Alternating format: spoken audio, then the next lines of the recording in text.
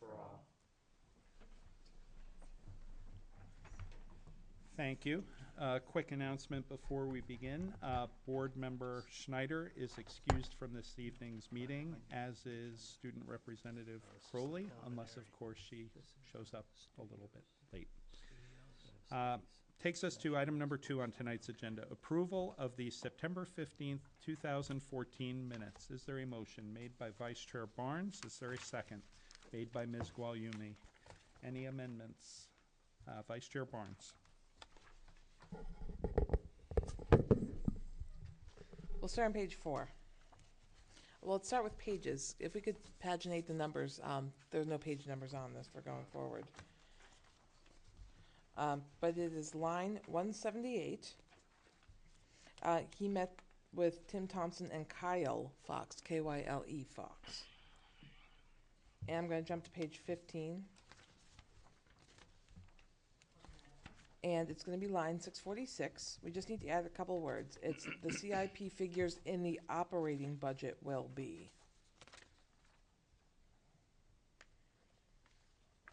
We're on to page 18. Line 818. And it starts with Vice Chair Barnes say that she had called the SAU office about the voting at the upper elementary school. And that's what I had. Thank you. Any other corrections? Mr. Powell. Back on line number 673. I don't know what to if you just make that board member Powell. That's it. Oh. Line 673, Thank make you. it board member Powell, please. That's it. Thank you. Any corrections, Ms. Guglielmi? Just a couple. On line 52, where Ms. Pat Merchant was speaking about the upper elementary school safety, I thought maybe she gives examples of the lack of security in the building, which she believed compromised the safety. And then on line 105, where it's a question that you asked, Chairman Ortega, it says something, I felt like there was more to it. I felt like you asked about versus There was, the gated. and I made a note here. My suggestion would be to add to the sentence that says he asked about the requirement for this road to actually be an intersection. If we could add, as opposed to an emergency access only road. Okay. Thank you.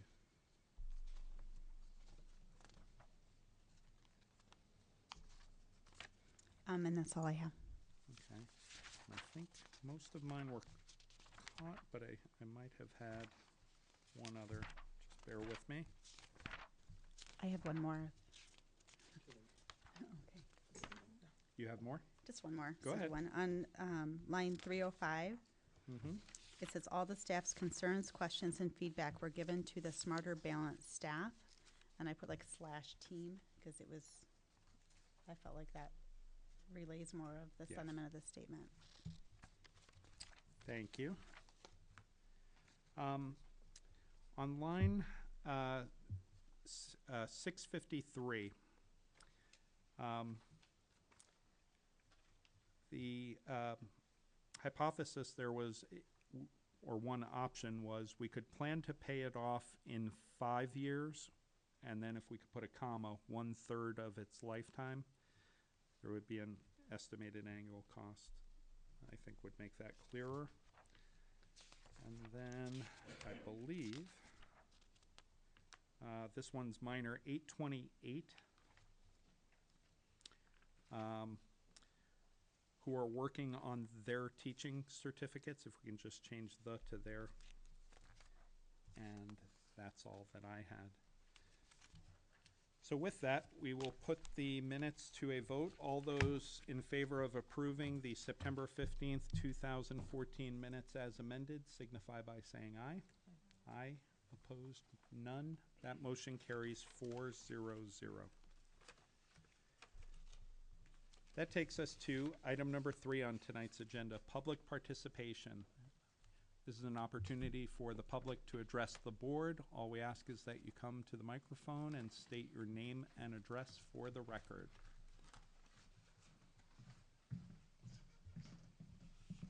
Hi, my name is Barbara Publicover, and I live at 75 Amherst Road. And I'm here tonight as one of the facilitators of the Merrimack Special Education Parent Sport Group. And we'd like to invite the school board, as well as the public, to an event that we are co-sponsoring with the Merrimack School District. It's on October 21st from 7 to 9 p.m. at the Little Theater at the high school.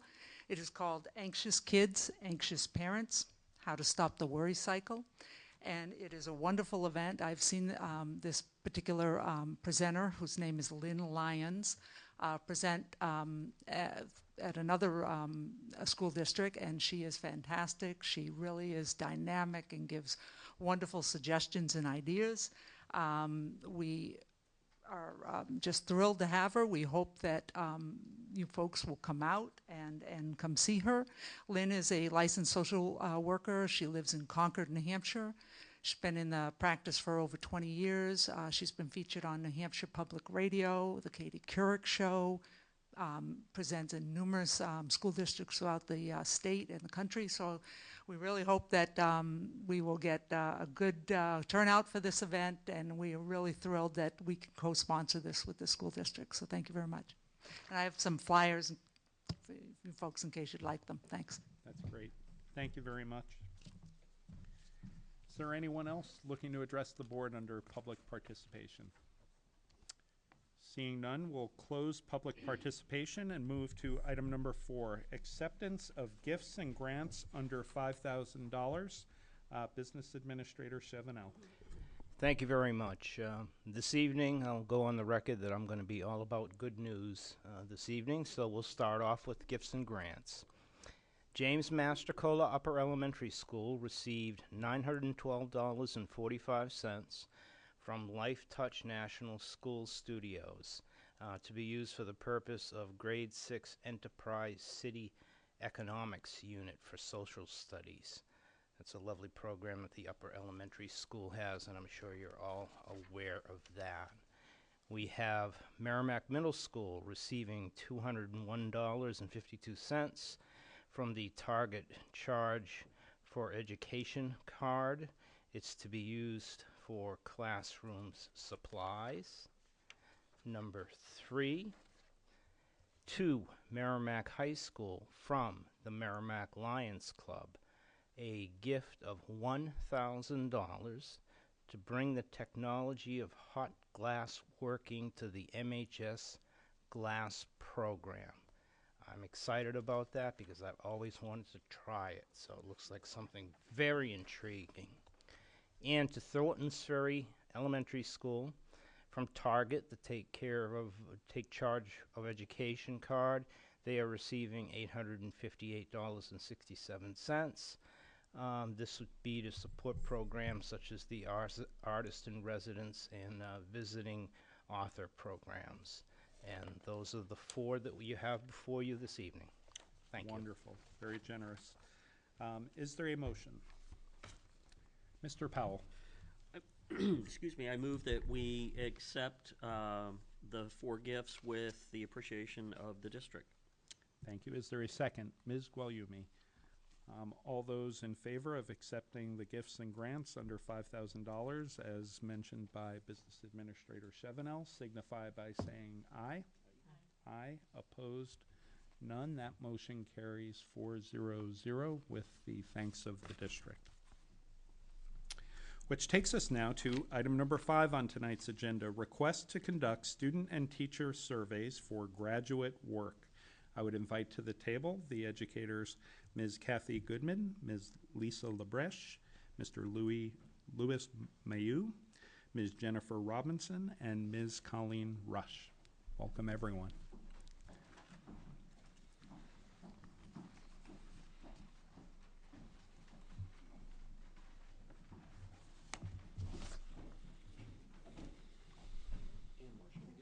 Oh, and I'm sorry, Ms. McGill. I didn't see you on my agenda, but I'm happy to have you here. How are you? Principal Marcia McGill of Thank you. James Mastrocola Upper Elementary School. Good evening, and we're going to continue with some good news this evening. We're really excited to be here. I have 5 educators with me this evening who are completing a master's degree in curriculum and instruction at Southern New Hampshire University.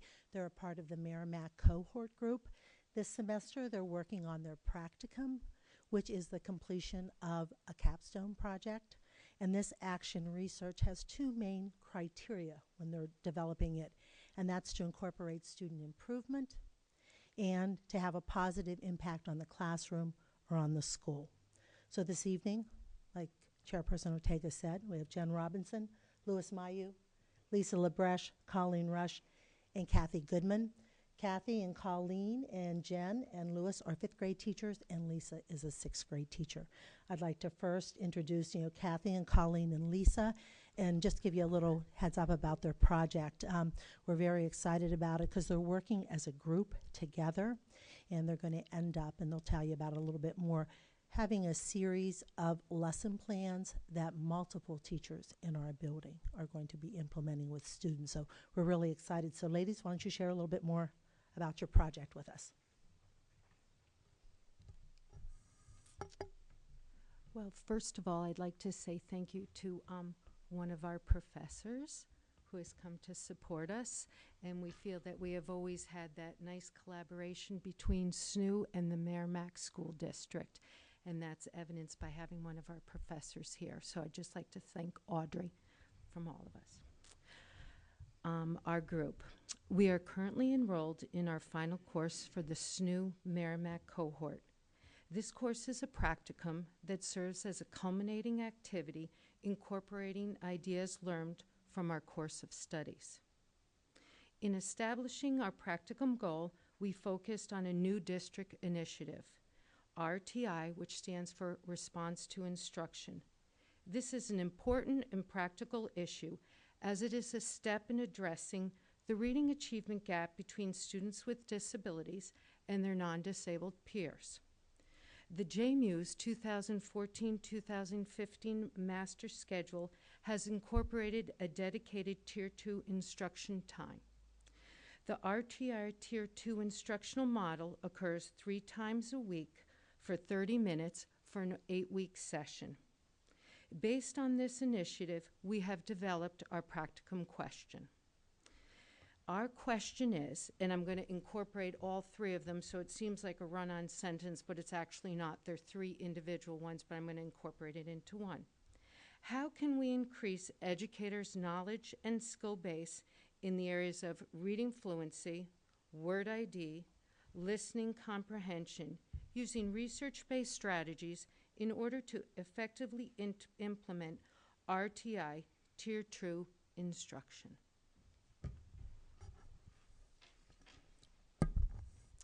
So, in order to meet our goals for this practicum, we have been conducting research on best practices to implement within the RTI instructional model, each within our own area, word ID, fluency, and listening comprehension.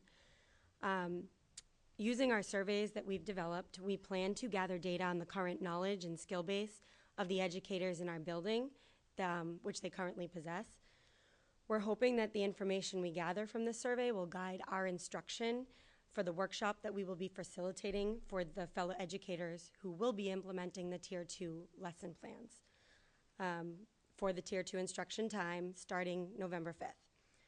Following our workshop that we will hold, where we will ask participants to fill out our post-survey, and we hope from the quantitative data that we can show that we were able to increase teacher knowledge and build their confidence in regards to implementing the Tier 2 instructional lessons.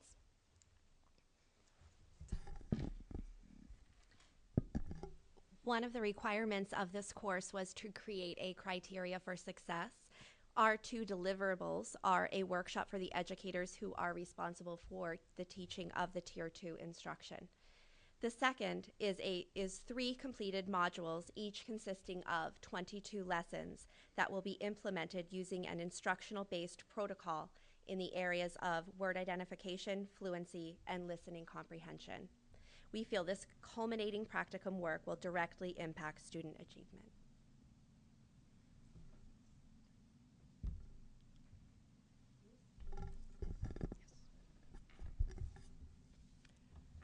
So my project is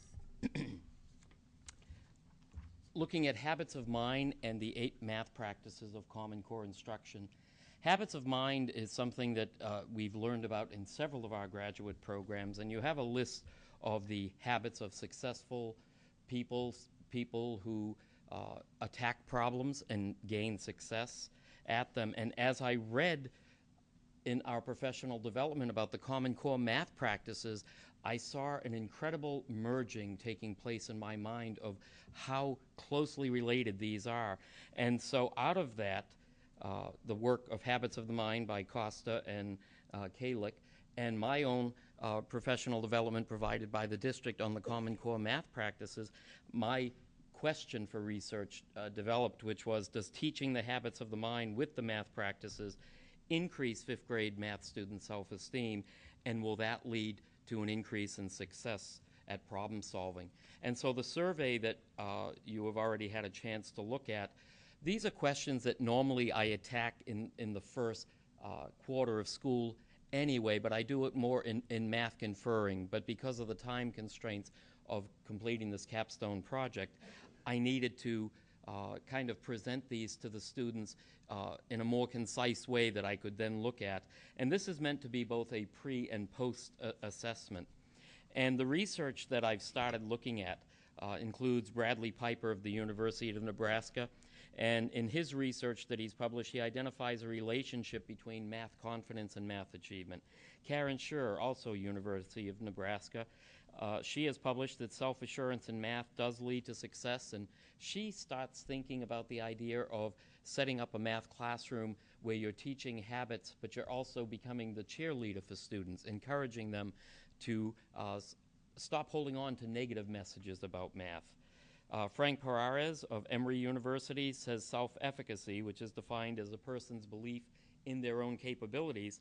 He says that high self-efficacy leads to an increase in motivation and an increase in academic performance. Madeline Michelli of the University of Southern Mississippi says educators need to be aware of student attitudes in math and seek to improve them, to move them in a positive direction for student success. Marshall Gordon published in the Journal of Curriculum Studies that successful students have a desire to persevere with problematic math situations. And as I look at these habits and the Common Core practices, that's really what I see, is helping 5th graders realize that you can do this, you can stick with it. And so by teaching in that framework with these habits and the Common Core standards, my post-survey is hopefully going to show both an increase in the students' belief in themselves as math students, and that will also show in their successful completion of problems that we're doing in class.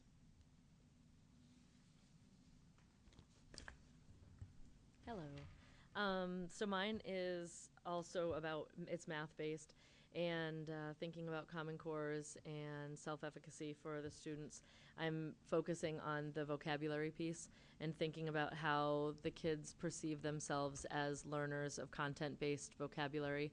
So I'm focusing on having a word wall, an interactive word wall, where the kids are invested in it. The everyday math program that we use from K through 6 is very language-based and very vocabulary-rich, and I feel that I wanted to do my practicum to see how the students would respond when a more heavy emphasis was placed on the vocabulary that they're going to be learning, because what they're getting in each unit builds upon what they've already had for prior knowledge. So I feel that I want that to be more comfortable for the kids, and so the survey that I designed that you have is based on the pre-assessment, or I was thinking pre-assessment, but it's more of a pre-survey for me to kind of assess where they are at the beginning and then where they are at the end. And I'm focusing mine on the first 2 units of the Everyday Math program because of the time of doing this capstone project. So I'm seeing where they start and where they end as far as their knowledge increasing by having the word wall accessible, more interactive, having them be able to actually own those words, as I say to the kids, so that it's not just they're learning them and then saying, okay, that's great, and move on. So the research question that I focused on is, will the use of a math-based word wall foster students' self-efficacy, which will lead to a deeper comprehension of key content area vocabulary terms? And then as I get to see the post-assessments near the end, I'm going to be analyzing that data to see if there's an increase, decrease, or no change in students' awareness and ability to confidently identify, use, and understand key math vocabulary terms. Because I think that the content area is a big piece for the kids, especially with Common Cores and higher level thinking and content-based. So. Pretty impressive, huh? Do you have any questions? Hands are flying up, so let's see, I'll start down this end. Do you have a question? Ms. Guagliumi. Yeah, I had a question regarding for the projects that require the student surveys. Are you holding out like a control group at all to see how that compares, or is it like across the board with all of the? Mine is not. Was not intended to be done with a control group. It's just done with our classroom of students. In one classroom? One classroom. Okay. All right. Yes. Mine is also in one classroom. No, there is no control group. Every student will take it. It's really going to inform my understanding of their belief about themselves as a student, and then allow me to see, has that belief about themselves as a math student changed after incorporating both the learning of the 8 practices of the Common Core and the habits of the mind. And they're being taught simultaneously. They're so connected. And I am presenting it in a kind of a cheerleader fashion in the sense of, this is a tool that's going to help us figure out okay, let's stop, let's look at this problem. What are we being asked? Where's the first place we need to go? And so we're working with these, because over the years of teaching, you routinely hear kids who say, I don't get this, I don't even know where to begin. And we're trying to build their confidence, or that's my goal, that these are practices that can help them think of themselves as successful, and that in itself does play a role in their success. Mm-hmm. I also wanted to say your enthusiasm is great. I think it's a great opportunity. Sometimes as an adult too, it's nice to be the student and then to be able to relay what you learn and continue to learn from it, as well as to help others learn. So it's really exciting to see your enthusiasm. Well, thank you. I'm also a fan of Southern New Hampshire University. I graduated with my master's. So. Awesome. Mr. Powell. One question on topic and one question kind of sort of off topic. You're coming to ask for permission, I'm assuming, to ask for permission to conduct the surveys. Is there a time constraint on this? Yes, indeed. Our project has to be really wrapped up by October 28th so that we can proceed to write our final reflections on the whole process, because our course ends November 9th. So when would be, I mean, our typical process in this is to put it on the consent agenda for the October 20th meeting. That doesn't sound like it's going to give you a whole lot of time to work with this afterwards, correct?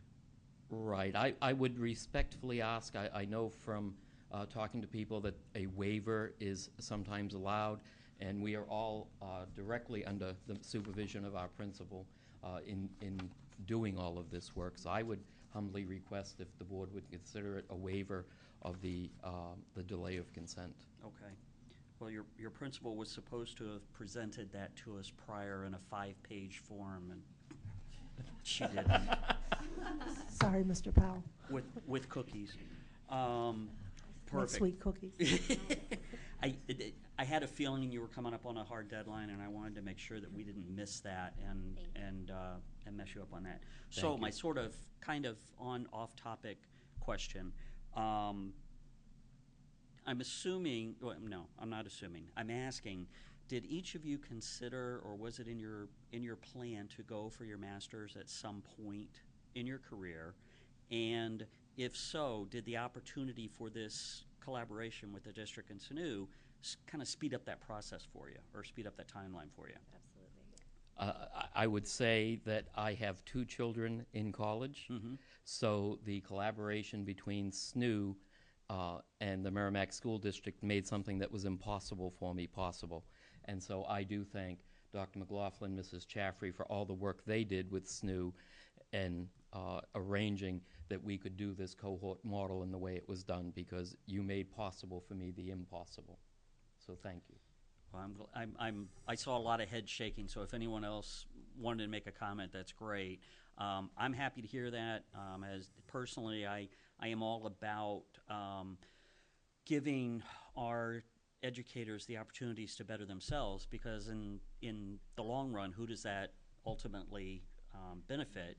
It's the students, and that's what we're all here about. So I'm extremely happy to hear you say that, Mr. Mayu. And if anyone else has a story they want to share, I encourage them.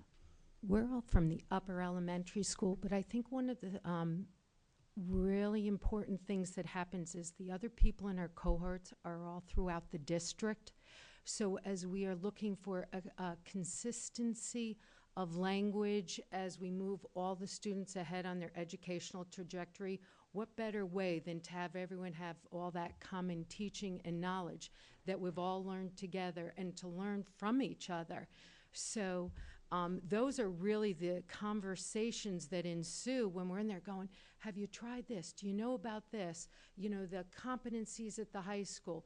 Because whenever you're dealing with instruction, we all know that it's a trajectory. So you have to look where someone's coming from and where they're going. Then we look at each student individually, and we know that because we've sat in the classroom and come up with the other teachers who they're going to meet when they get to the high school.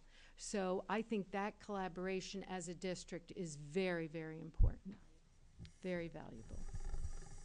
I did want to say, you know, my master's was far off in my mind, waiting for my daughter to kind of grow up a little bit more. But I do have to say that the family we formed in our cohort has been, you know, invaluable. I think that if I was doing this in at a different time in my life, I don't think I would have the support that I do have in our cohort. So I'm very thankful for that. Well, that's great. That's great. And you touched on something that's unique with Merrimack in the fact that you've spoken with the high school teachers that these students are going to have. Well, you know, Merrimack's lucky in the fact that all of our kids are together starting at grade 5.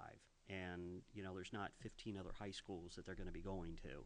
So I think that's an important thing to highlight, that we've got that advantage, if you will, that you're able to bring that information down sooner. So thank you all for you know, coming and presenting this to us, and I really wish you the best in the rest of your studies towards your degree. Thank you, Mr. Powell. Vice Chair Barnes. Actually, my focus of my questions are for Mr. Malou, because yours is a little different than the others.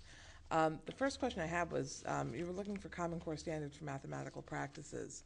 And I know that we haven't really made a lot of adjustments in our curriculum, because I think we had a rigorous program already that met Common Core standards as just a happenstance. So are you focusing on this from a Common Core perspective, or from the district's existing math curriculum perspective as you're doing this, as you're developing this study? I am using the curriculum that is provided for us. What I'm doing is using the Common Core math practices as a way to help students look at the problems, complex problems within everyday math. We've also been provided in our professional development with the math dialogues. We've been provided with some word problem books to supplement, to use along with everyday math. And these are the multi-step problems that a child has them put in front of them, and in a smarter balance assessment, they have to figure out what are the pieces of this problem that I need to solve. And I can give you an example when we piloted. Is it okay to share what I saw when we piloted? There was a math problem where students were told that they were going to develop a sweatshirt for their school. And they were told what a basic sweatshirt cost. They were told what pockets, zipper, hood, each letter cost. They had to design a sweatshirt including all of those pieces, and then write a letter to inform the principal of what sweatshirt they had decided on what made it worth the amount of money that it costs with the extras, and they had to persuade the principal to pick theirs.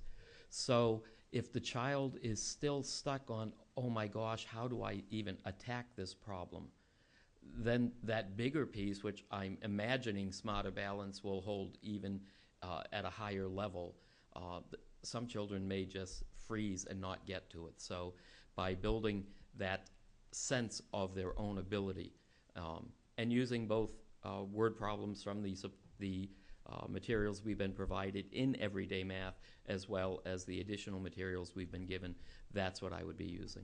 Right. I'm always very careful to say the math curriculum of Merrimack, because everyday math is one component that we've enhanced many, many times over with a lot of supplemental information. So I always try to make sure that, as we talk about it, it's not a one-trick pony for us. Exactly. Just, using everyday math as our only guide. So thank you for that clarification as well. It's always good to hear.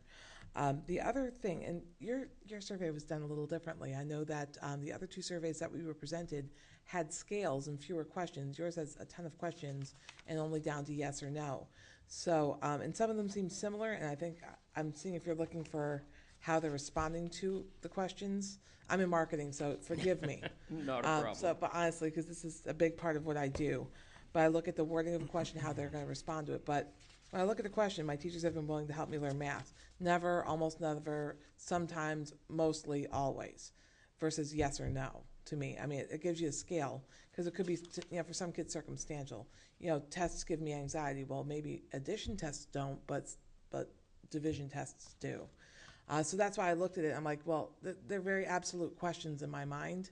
Will it give you the insight that you're looking for if you don't have, I guess, the gray area to kind of look to move in with your research and methodology? Yes, the reason I did that was because I didn't want to use a Likert scale that would startle so many of the students right at the beginning.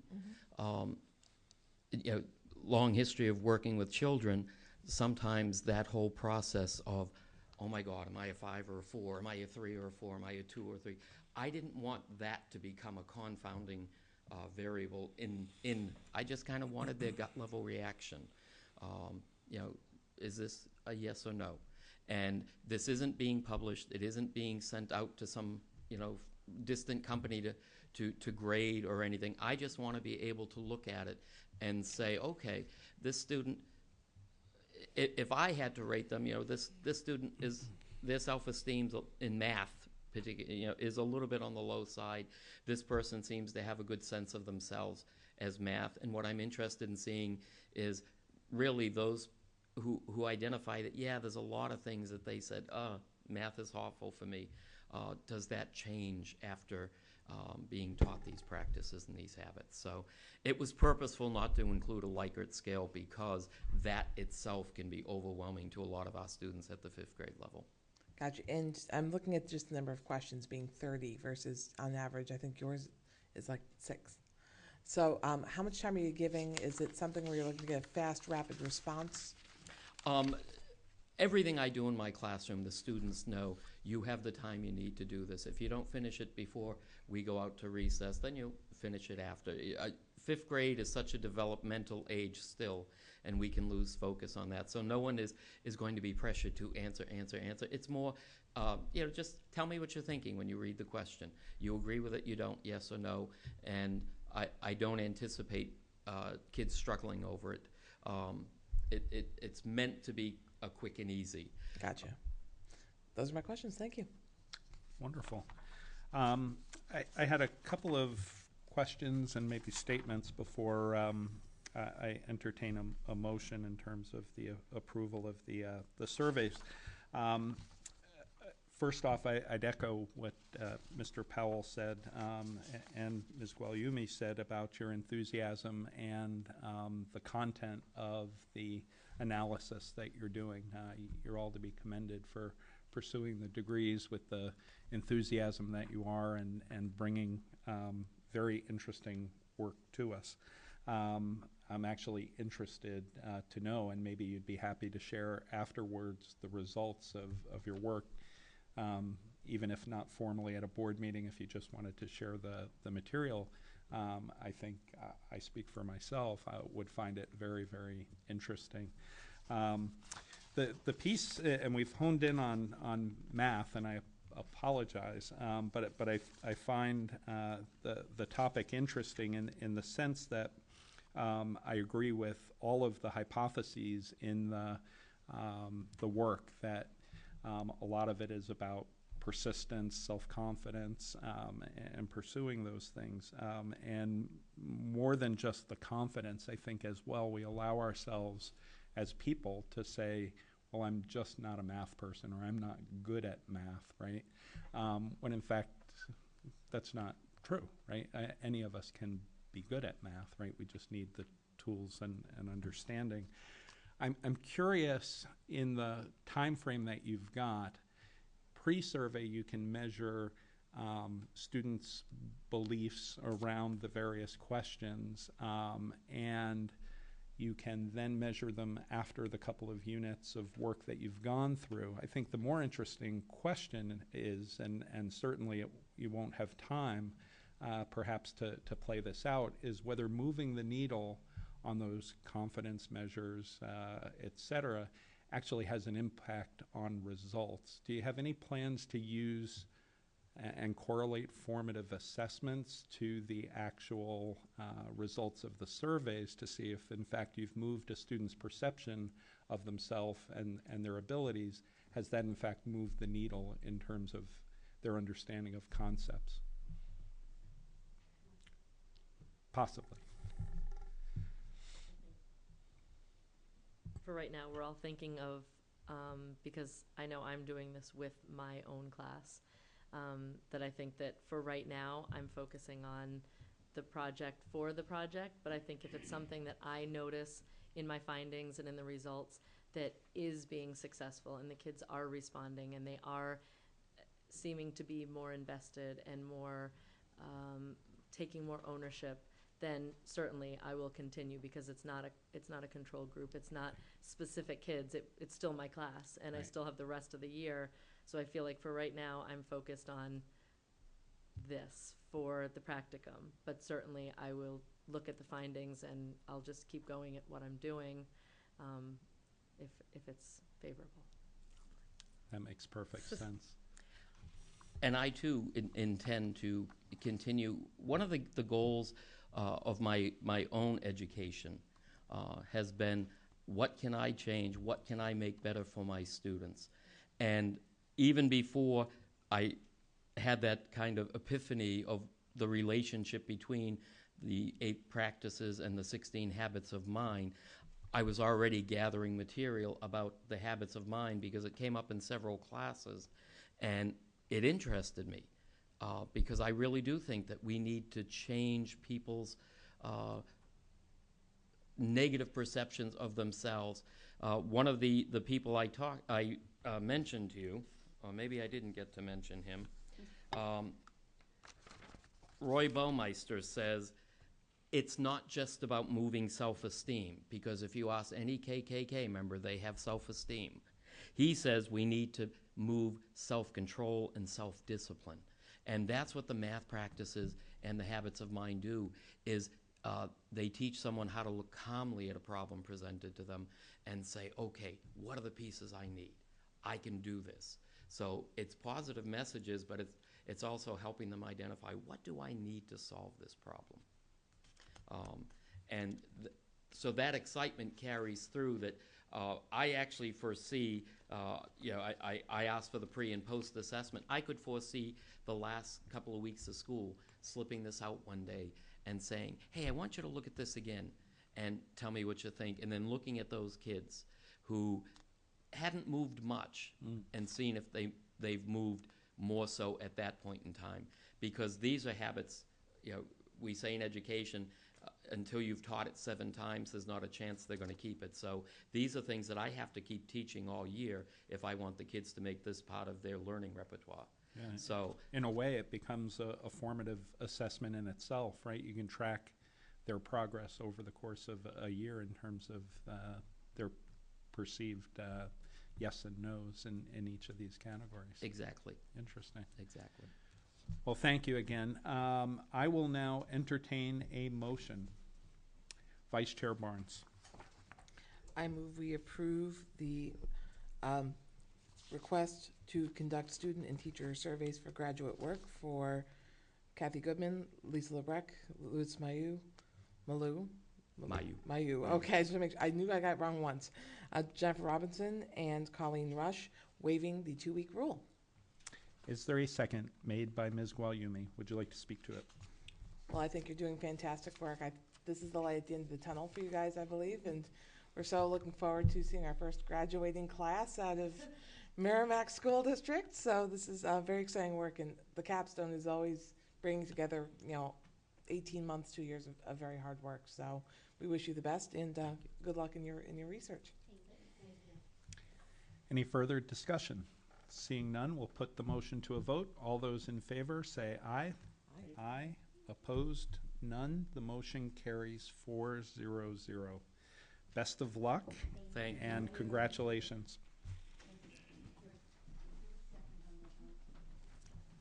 Cinda. You are like getting bad at this. And that takes us to item number 6 on tonight's agenda. Annual Performance Report from Director of Special Services, Mr. John Fabrizio. Welcome, Mr. Fabrizio. This is just an all good news night. Gosh, Rainbow. Good evening, and while I add to Matt's good news night, I think that I will. I'm here to present our annual performance report tonight, and I want to thank you for the opportunity to do this again. As always, when I come to see the board, I provided you with some reading last week, and I think that this is a report that, before I begin, it's a report that we've had now for 8 years of consecutive very good rating for our district, and that comes with it comes with a lot of work from a lot of people. And I want to begin by recognizing our special ed coordinators, our special educators throughout the district, our administrative assistants, Matt and Sue Lurs in the business office, who have a big part in doing some of this. As I said, our contracted school psychologists have a part in our evaluation, all the local agencies we work with, and of course the community members and the parents who we work with, who are very timely in coming to our meetings and working with us as teams. So it's all important that I mention that. Why do we have an annual performance report?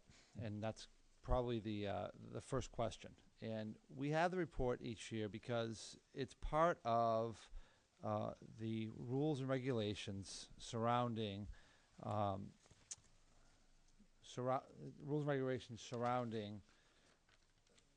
the Department of Education and the Individual Disabilities Act. And it really comes out of that all the states need to have a way of monitoring all of our special ed processes throughout the years. And under this, we have basically 13 criteria that we have to fall under and we're reported on. And each of those criteria have meets requirements, needs assistance, needs intervention, or needs substantial intervention. And we hope that we never have the latter of those categories. So I'm here to report that the Merrimack School District has met all the requirements again this year in all 13 items. And we have a perfect score of 0, which is one of those reports that you want a perfect score of 0 on, because you get points for doing things you shouldn't do.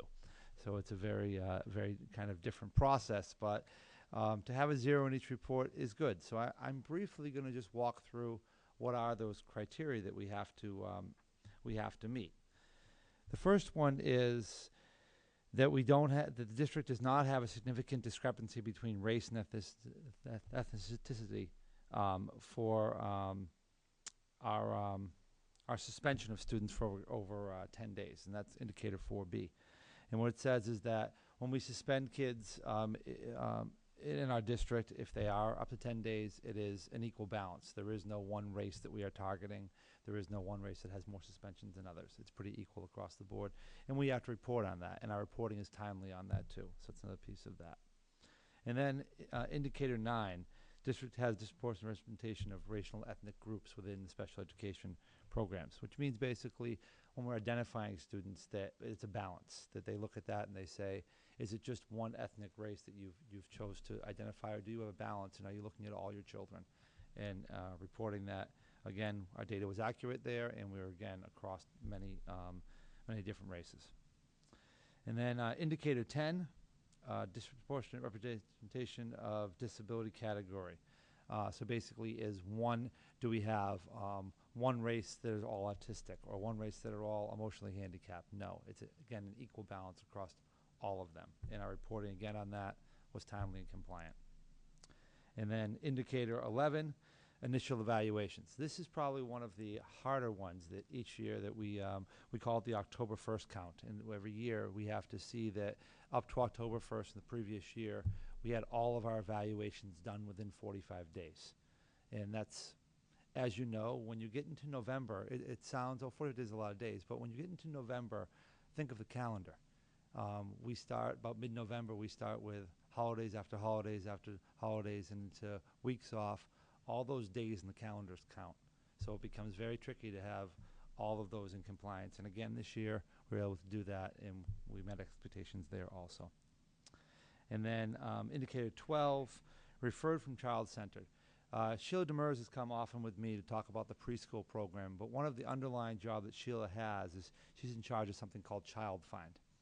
And what Child Find is that we have to go out in the community, we have to notify the community that we're here, we're present, and we will evaluate students who may have needs or proposed needs. And that is one of her major jobs. I talked earlier about numbers. We had over 70 referrals last year in this, so it's just some numbers that are important to understand that. And with all of those, we were able to meet compliance and meet the needs of that. So that says that there was a lot of good quality work done there. So state plan, so indicator 13, this is transition.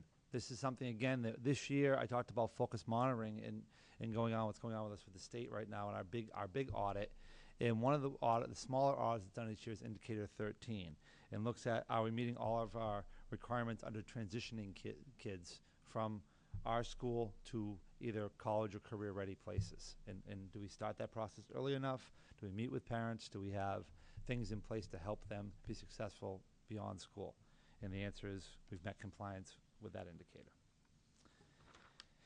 And then indicator 15, general supervision and findings of noncompliance identified through monitoring compliance. What it means is, in complaints and things what it means is, has Merrimack done its due diligence if a complaint was filed?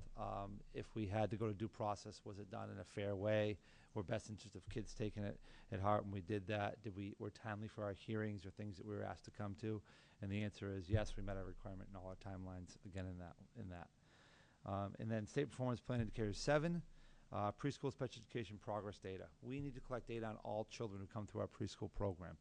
And it's a very technical one, but the spreadsheet is enormous with a lot of reporting factors on kids coming in, where their baseline data is, and how they're progressing through our program. And Mrs. Demers, and along with our administrative assistants in our office, have worked in that plan each year, and they met compliance again this year for that. And then the rest of them, I talked about next our audit, our IDA grant, our maintenance of effort, and our IDA grant management. That all really comes out of the collaboration of our office along with Matt and his office in the work down there, and making sure that we all we report things honestly about where our spending is. We have an audit that goes through and looks at all that, and we were given a lot of accolades in the past year about the work we've done on that, and how we were very defined about our record keeping when it came to the money spent. So in all, that's it. We have met the requirements of IDEA, and we have a perfect 0 score. And if you'll see, this has been consistent in our process. We have been consistently doing this since the school year 2005-2006. So it's pretty good. I think that the tradition continues, and we continue to. And as you say, it's easy to win your first Super Bowl, but to continue to keep winning one each year after year is very difficult. So I hope that we continue to do that. As we're finding out. Any questions? Are there any questions from the board?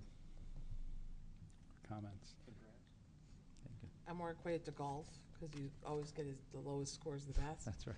You're more on par, I'm which more you on can't par. birdie your eagle, so you can only do a par, but, That's right. no, just consistency's been fantastic. Obviously, we're doing a lot of things right and make a great example for this district, so, thanks. Yeah, I've tried for years as a student to convince my parents that a 0 on a test was actually a good thing, and was unsuccessful. I should have tried your method. In all seriousness, I'll echo what Vice Chair Barnes said. You know, we've had the benefit of having a really good system and process in place, and a lot of times when leadership shifts, you worry about those processes, and we now have a consistent record as well under your leadership of keeping that process going and running smoothly, and you're to be commended for the work not only of yourself but of the broader team, and so please share with them the board's thanks, and Business Administrator Chevenel has one more comment. Yes, John's zeros, as he said, adds up to multiple zeros for us. In the, John talked about the coordination between our offices when he came in, and the coordination there was basically kind of seamless. And it helped us as far as realizing all the catastrophic aid we could get, which was much more than we had estimated because things were looking pretty bleak back then. You'll see that in my report. And the Medicaid reimbursement also, which was much more than anticipated. It's that, hours and hours of just grinding it out to get the data, to submit the information to the state, to get the reimbursements. A lot of districts don't take the time to do it, or they do it and don't take the time to do it properly and correctly, and to build up a reputation of excellence that John is carrying forward here to get to the point where your audits are good, everything is looked at well, and everything they pick up is accounted for and correct. So thanks for the zeros, John. Excellent job. Hear, hear. Thank you, Mr. Fabrizio. Have a good evening. And Mr. Chevenel provided his own segue to agenda item number 7, financial update. Business Administrator Matt Chevenel. Thank you. When we were in this budget cycle last year, we faced several challenges. One of which is, of course, we had a budgetary increase to be, unavoidable with health care and utilities and whatnot, fixed costs, basically. We also had we're in a 2-year cycle where we lose the $1 million in adequacy. We go down from 9.3 to around 8.4, so there's $1 million there. So even if you had delivered a level budget, you still would have had a shortfall on the tax rate by $1 million. So in order to make that up, we have, with the help of John's good work on the revenue side and the expenditure side, we're looking to return back this fall to reduce the school portion of the tax rate approximately $4.8 million. That is comprised equally of an appropriation surplus of around 2.4 and a revenue surplus of 2.4. The revenue surplus, the $1.5 million worth of reimbursement we received from the Health Trust was placed there. That obviously helped in increasing that figure. As I mentioned too, the catastrophic aid, we were thinking that we were probably going to get around 70%. We got close to our full share. That was excellent work by everybody, and Medicaid came in much higher than we had anticipated too. So those three items are the main components that added up to the revenue surplus of 2.4. This is probably one of the highest returns of fund balance we've had. We did this approximately around 5 or 6 years ago, I remember. There was a set of circumstances that just came together. We had a lot of interest on bond proceeds that just liquidated into our general fund at that point in time. The appropriation surplus, obviously we spent around 96% of our budget. It has been lower in the past, but this year we had some benefits of realizing savings in professional salaries, those that come in at lower rates than those that left. Same thing in the retirement incentive. We didn't, when you first pick out your retirees, you're picking out of a certain group, and then when they actually retire, it's an actual different group that you're looking at, because some, when it comes time to send the letter in, do decline, so the numbers do change. Support staff salaries, the same thing. There's turnover there. We're getting new people into the mix here at lower salaries. The benefits had extra in FICA and Medicare. Surprisingly enough, a little bit left in health insurance to add to that after paying out the reimbursement to the employees. Maintenance, you see a large one there. Basically, a lot of that, most of that is due to the roofing project that we did not do, that was budgeted for.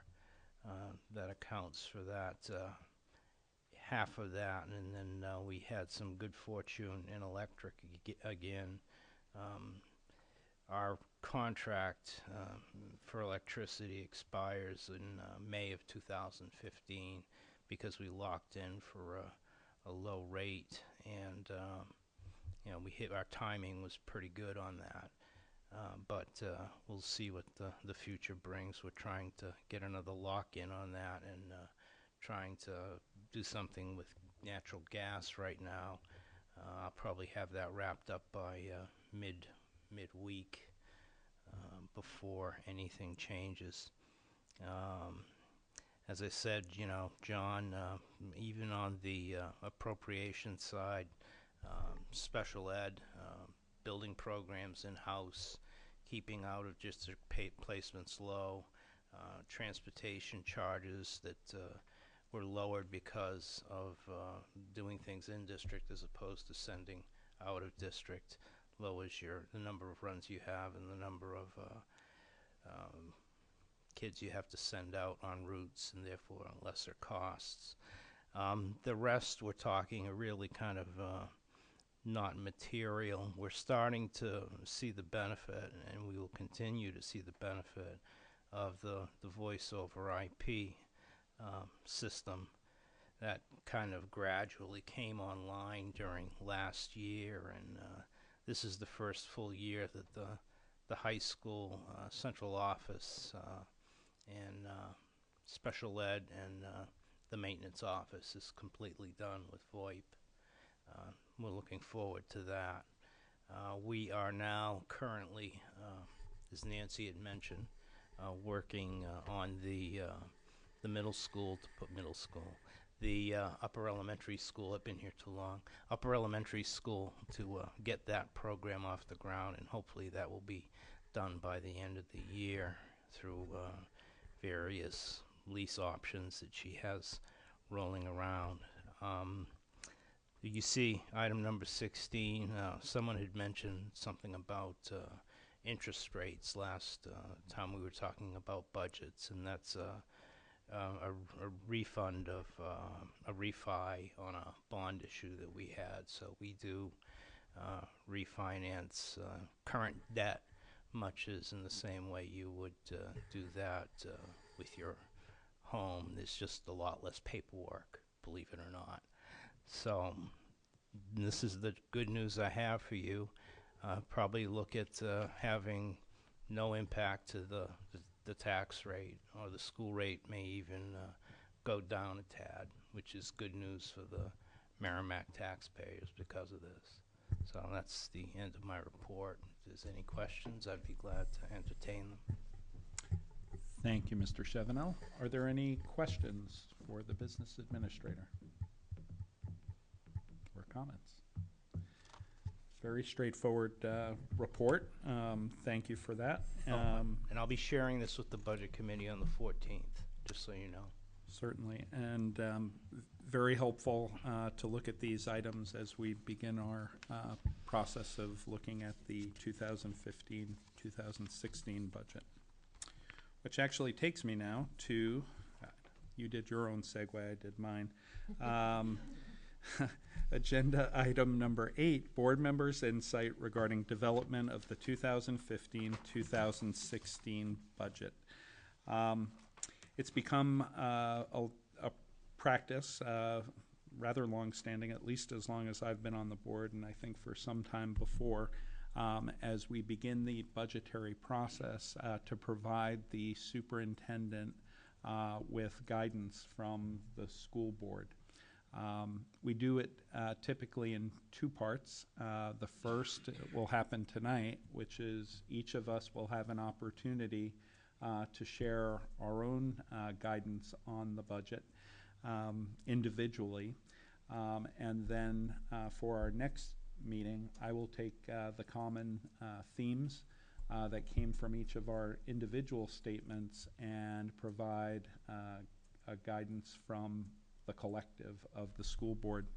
And as we've heard from the superintendent in the past, having both is enormously helpful as the administration works to craft a proposed budget, knowing what each of us is thinking, but also what we as a whole are thinking. Mr. Schneider is not here tonight, but he did send me a few notes. So what I think I'll do is I'll read Mr. Schneider's notes, and then we'll each have an opportunity to offer our thoughts on the 2015-2016 budget. And I believe he sent me these in transit to the airport. So take them for what they're worth. So this is from Mr. Schneider. Please be frugal with budgeting and try it to stay as close to a level, in quotes, budget as possible. But as we plan for 2015-16, including obtaining results of the NESDEC report, I'd rather we err on the side of conservatism in terms of staffing. This is to ensure that we have the right levels to offer instruction, teachers and aides, and leadership, administration, for the varying initiatives we have for the coming years, including but not limited to the educator evaluation process and the evolution of our curriculum and utilization of new standardized testing. He adds a second point. I'd like us to evaluate the status of the high school track a bit more closely, since I've heard from several sources that there may be some more fundamental problems than we discussed earlier this fall. I'm not yet saying move it on the CIP, but let's take a deeper look to be sure the timing is right. And then lastly, he says, continue to support the overall CIP direction, capital improvement plan direction, with my prior comments kept in mind. And so with that, perhaps what we can do is start at the end and work our way down. Ms. Guagliumi? I too would like to see us close to a level fund budget, or less what we're seeing from last year where we came in with a significant difference. I'd like to see us either stay close to level funded as we can, to not compromise the integrity of the education that we need to provide to our students. Secondly, another priority item, again, the CIP as well as the technology our technology needs for our district. I'd like to see that we look at those closely and make sure that, again, we're all set based on the plans we've set forth, and in anything that maybe wasn't apparent, that we're ready for the assessment testing that we need to do. Thank you. Mr. Powell? Everything that I was going to bring up has already been mentioned, so I really don't have anything to add to that. Thank you. Vice Chair Barnes? Well, first of all, I'm going to be very consistent. I'll ask that we be ready to explain the reasons and impacts of our budget decisions, provide business case for why the decision was made, so that we can make informed decisions as we deliberate over the budget. I think we need to plan our projects and investments, and when I talk about investments, I'm talking books, furniture replacement plans, those kind of things, to avoid bottlenecking in future years. I think we've had some bottlenecking issues in the past, trying to keep a level funded budget, but I think we've done it at a price for future years. I think we're experiencing that in some of the things that we've been facing, such as having to do emergency repairs on phone systems that were on car batteries because we didn't want to ask the taxpayer for money. But instead, we put ourselves in a predicament where we compromised our communication capabilities. We did the same thing with servers in Power School a few years back, too. We don't want to be in that position again. And there are other areas of education that are not technology-based that I feel we could be doing that. Textbooks is a perfect example. Furniture replacement, I mean, we put off tables in cafeterias as well as another example. The goal is to, by doing this, not to have spikes and dips in our tax rate, to have a consistent tax rate. So it is a way of level funding our budget by planning our projects consistently and not cutting for the sake of hitting a number and then having a consequence for that another board has to take in another year. The one thing that I understand, I haven't seen in my tenure, I understand we used to get them are cut lists. You know, when you put together your budgets, you have a list of your wants, but we know that there are things that don't make it to our table because they were cut before we saw them.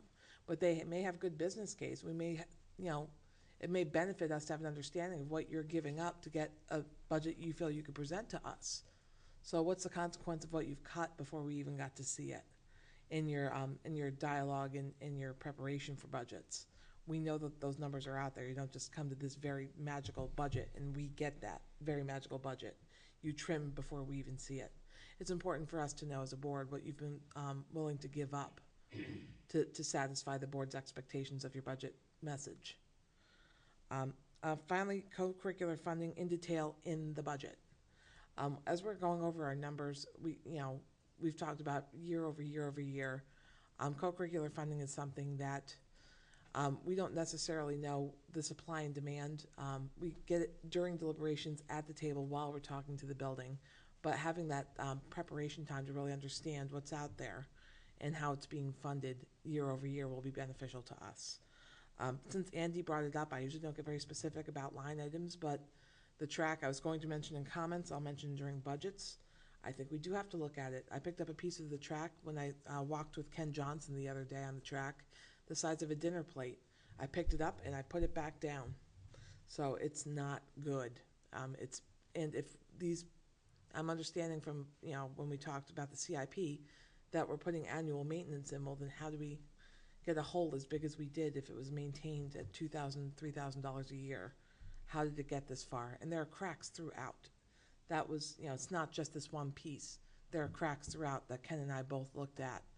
It was lucky we saw it after a rainstorm, so you could see the sponginess and you could see the water moving when you walk. So it's definitely something, we can see the underlayment and how it's compromised under even the top surface. We need to look at it. And I'm looking forward to what Tom has to say. We may need to consider putting it up for this year's operating budget if it's not safe and operable for our students, and it's a community asset as well. So we'll talk about that as well. So those are the things I had. Thank you. My message is going to be pretty consistent with the message that I've provided in past years. We as a district have a tremendous amount to be proud of. We provide high quality education to the students in Merrimack. It can always be better, but we work to improve. But I want to see us maintain or expand that. That said, I agree with the sentiments of other board members that we should look to contain the growth of the budget. We know that's difficult. We have rising healthcare costs, pension costs, additional needs and requirements and demand as it relates to special education, among other areas. Administration has done, and I thank you, a tremendous job over recent years in managing with our declining enrollments. I don't know if folks recognize, but in the last 9 or 10 years, as those enrollments have gone down, we've reduced the size of the workforce by about 65 positions. We don't notice it much year over year, but we've been making those adjustments in order to right size the staff as it goes there, and so I anticipate the same. I would look for those maintenance items that we included on the capital improvement plan, like the roof and the chiller, to be in the operating budget. And additionally, I look for the advancement of the technology infrastructure plan as well. Like Ms. Barnes, I am and continue to be interested in seeing our progression in creating parity in funding for our co-curricular clubs as compared to athletics. I don't know that we will ever be in a position to fully fund based upon the nature of those trips and where folks go. But at a minimum, I think we want to see some parity in terms of participation and the amount of funding that we have available for those participants. And whatever detail we can provide through the budgeting process is helpful to doing that.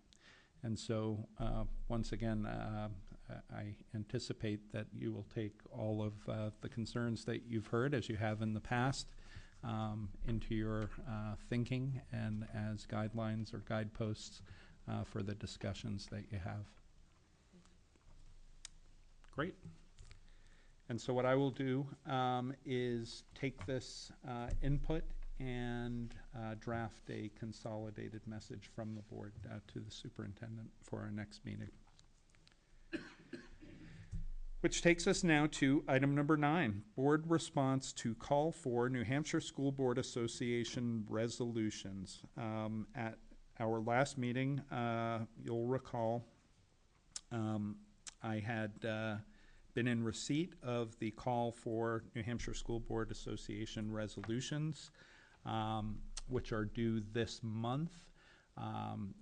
I'm not looking for a vote on any of the existing items. This is really simply a call for the resolutions. We will get a set of resolutions then consolidated from all of the New Hampshire school boards in the association. At a later date, we will be asked to vote on those such that we can direct our liaison to the New Hampshire School Boards Association, Vice Chair Barnes, how to represent us when the delegate assembly convenes, which I believe is in January, right? So are there any resolutions that this board would like to put forward? Going once, twice, 3 times, gone. Okay, so I will close item number 9. And that takes us to item number 10, other correspondence. Is there correspondence to come before the board? Seeing none. Comments? Any comments? Ms. Guagliumi. I also wanted to mention the track. I had walked the track last weekend and took quite a few pictures. So I know it came up from Andy, and Shannon had mentioned it as well. She's exactly right. There were portions of the track you could lift up.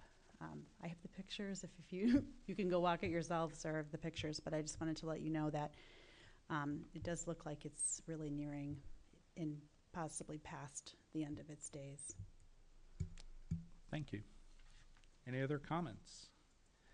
I have a couple of comments. One is I want to address the letter that I read at the joint meeting that we had with the town council last Monday. I stated when reading the letter that it represented the board's concerns. I read the letter and then we turned over discussion, and it came to my attention that afterwards some people misinterpreted the letter and not knowing exactly what in that letter I thought represented the board's concerns. Folks seem to believe that perhaps the author was inferring that everyone outside posed a threat to students. So what I thought I would do is clarify what of note in that letter, in fact, I think represents the board's concerns.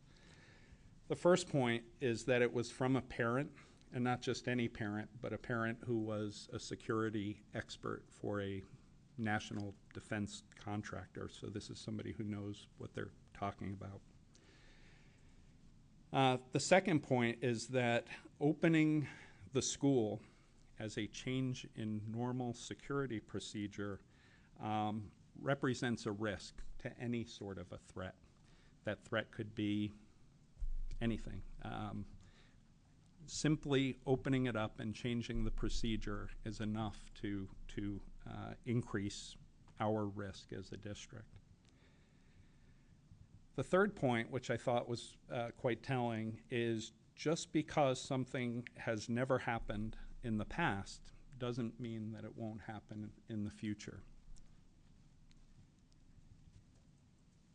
The fourth point, and in days like this, after incidents like Sandy Hook, where our staff practice with the police on active shooter drills, and our students practice with staff on lockdown procedures, it's something we need to be cognizant of. I wish it weren't so, but it's absolutely something we need to be aware of. And lastly, I think what the author was saying, which I think represents what the board is saying, is that something can be done to enhance the security on the days that we're polling, and that it should be done.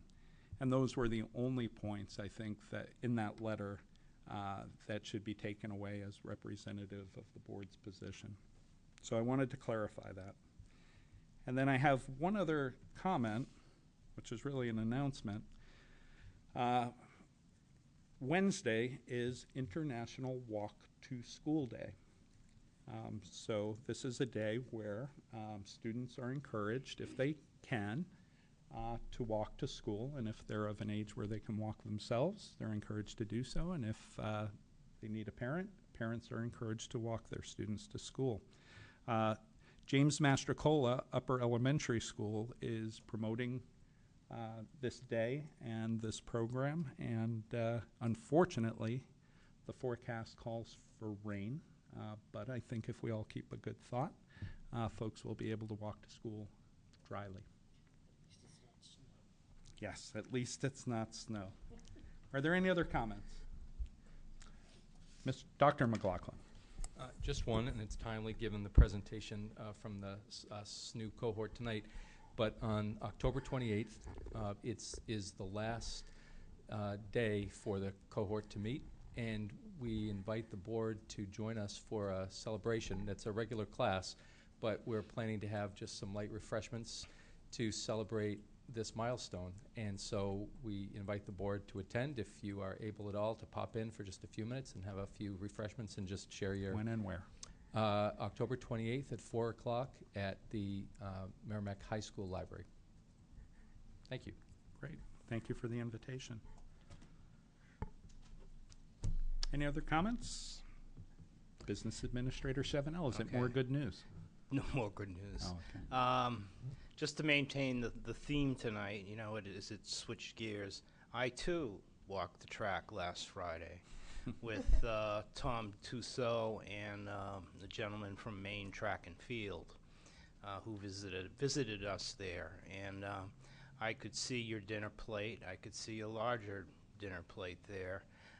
I could see areas towards the outside lane where It was little hole in the center, lot of delamination around it.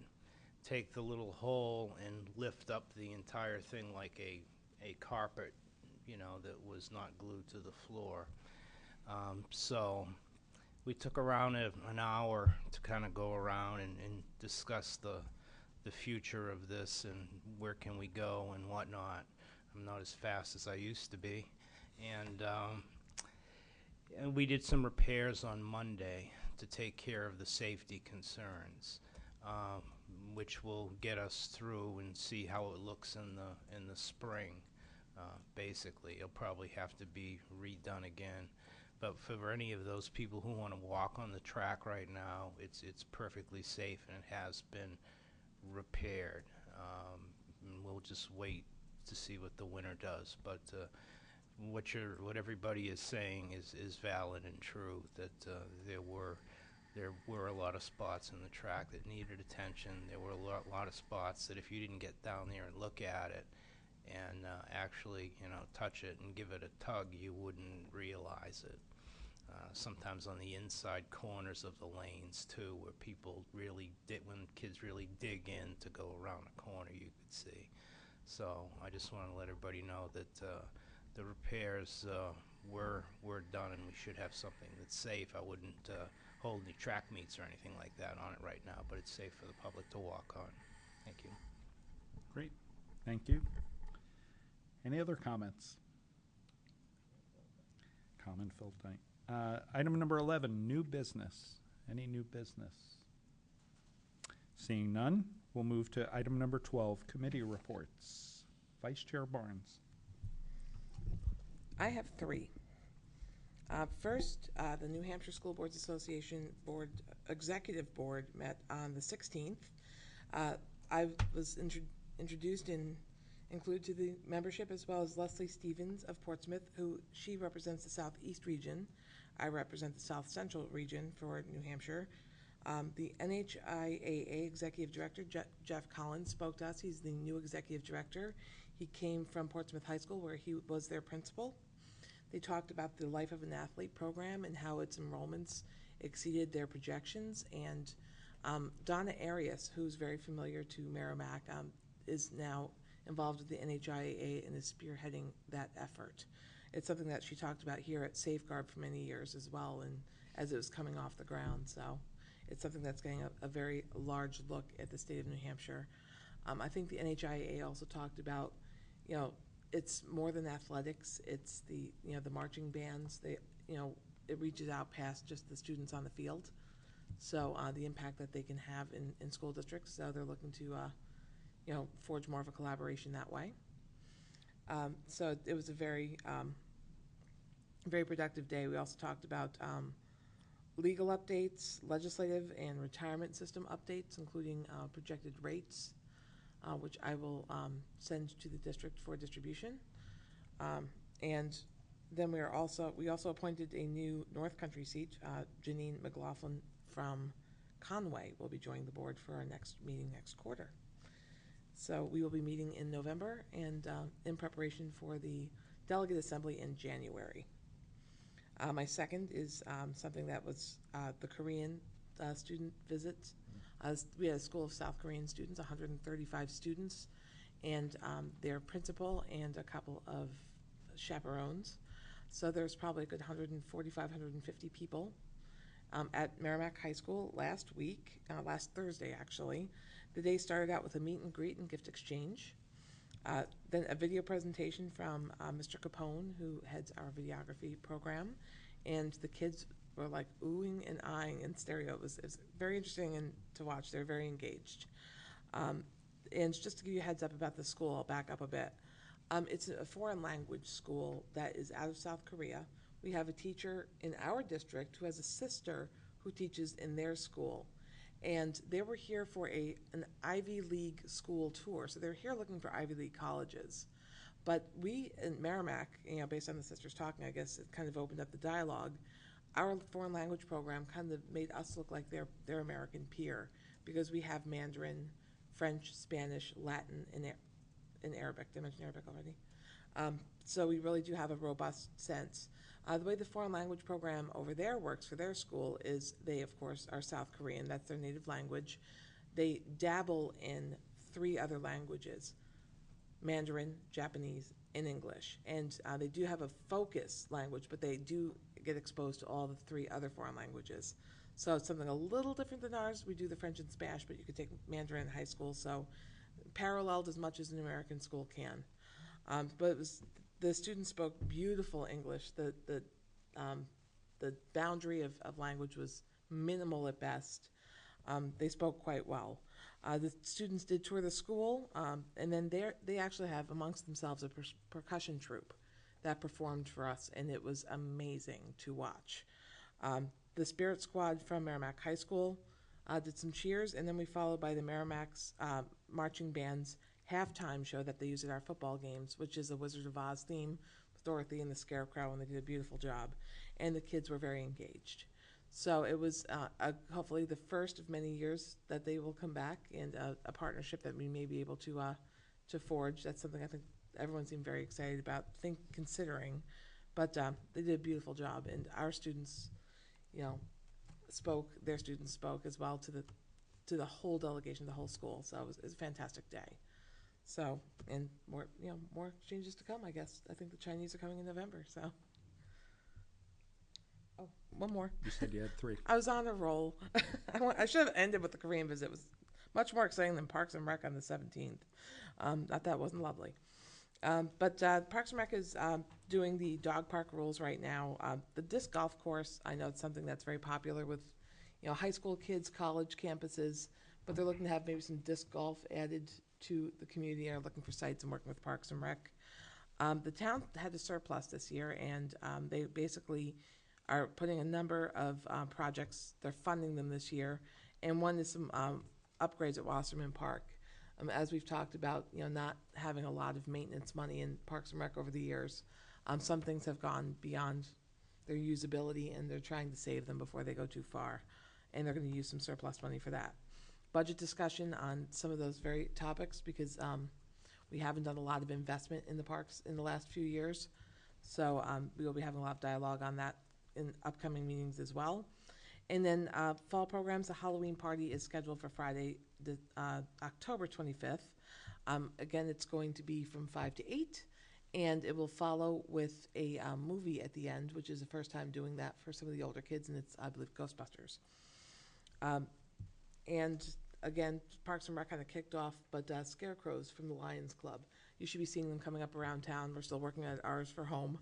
But, you're seeing a lot of businesses supporting the Lions Club fundraising effort with scarecrows. And they presented to Parks and Rec first, so we just wanted to give them a little plug. So they are selling, look for our Lions Club if you want one. They're $20. Thank you. Mr. Powell. I just wanted to ask a follow-up question. How much is the surplus that the town has? They ended up with, I think it was $800,000 from things like additional registrations that they weren't expecting for cars. And they're not going to use that money to offset the tax rate? You'd have to go back to see how they broke it down, but there's a chunk of change that's going toward Parks and Rec for some maintenance. I think that we're also talking about doing some paving with that money. Thank you. The town also has the ability to keep a cash surplus in order to offset taxes. So, yeah. Any other committee reports? Ms. Gualiumi. On September 25th, the Health and Phys Ed Curriculum Committee met to basically lay the foundation for a series of meetings and work that they'll be doing on the curriculum this year. More to come on that. On Thursday, October 9th, so just a couple days from now, is a Professional Development Committee meeting that I'll be attending. And then on Tuesday, October 14th, the Budget Committee will be meeting again to review 2 candidates that are up for the open position, as well as Matt had mentioned briefly earlier, to review this most recent budget, and also to talk about the liaison process as the Budget Committee gears up for budget season. So that again is Tuesday, October 14th, 7 p.m. in the high school, at the high school. That's all. Great, thank you. Which takes us now to item number 13, public comments on agenda items. Is there anyone from the public looking to address the board? Seeing none, we'll take a moment to sign the manifest, and I will entertain a motion to adjourn. Made by Vice Chair Barnes, seconded by Mr. Powell. How does everyone vote? Aye. We're in favor. That motion carries 4-0-0. Thank you, everyone. Good night.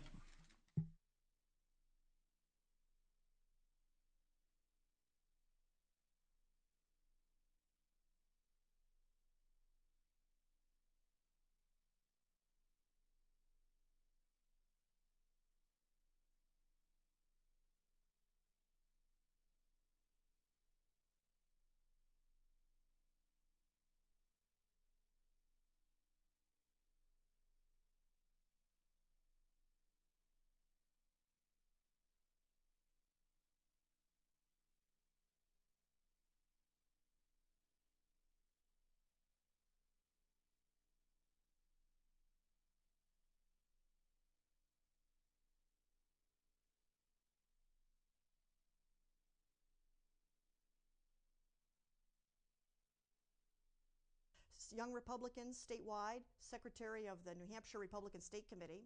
I got my start right here in town. I was the chairperson of the Merrimack Republican Town Committee. And we know what goes into that. Getting Republicans right here in town elected. I've spent so much time doing everything